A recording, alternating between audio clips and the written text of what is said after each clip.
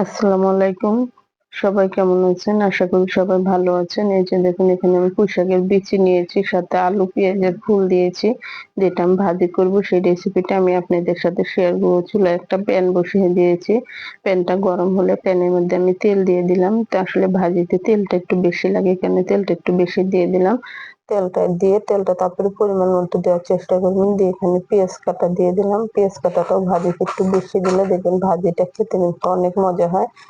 ভাজিটা নেড়ে চেড়ে যখন হালকা একটু বাদামি কালার হয়ে আসবে সে পর্যায়ে এখানে আমি আদা রসুন বাটা দিয়ে দিলাম, সাথে লবণ দিয়ে দিব, সাথে একটু হলুদের গুঁড়া দিয়ে আমি এটা একটু ধনিয়ার গুঁড়া দিয়ে দিলাম। ধনিয়ার গুঁড়াটা অপশনাল, আপনারা না দিলেও পারেন, কিন্তু আমার কাছে মনে হয় ধনিয়ার গুঁড়া দিলে ভালো লাগে খেতে।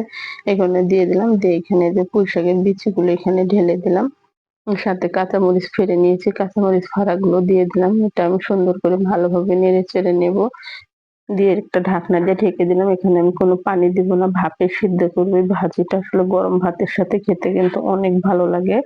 আমার কাছে তো খুব ভালো লাগে। আপনারাও খেয়ে দেখবেন, অনেক মজা। আর যারা খান তারা তো জানেন। এই যে দেখুন ভাজিটা একটু পর, পর ঢাকনাটা খুলে আমি ভালোভাবে নেড়ে চেড়ে দেবো। কারণ এখানে পানি দিইনি যেহেতু, নিচে যেন পুড়ে না যায়।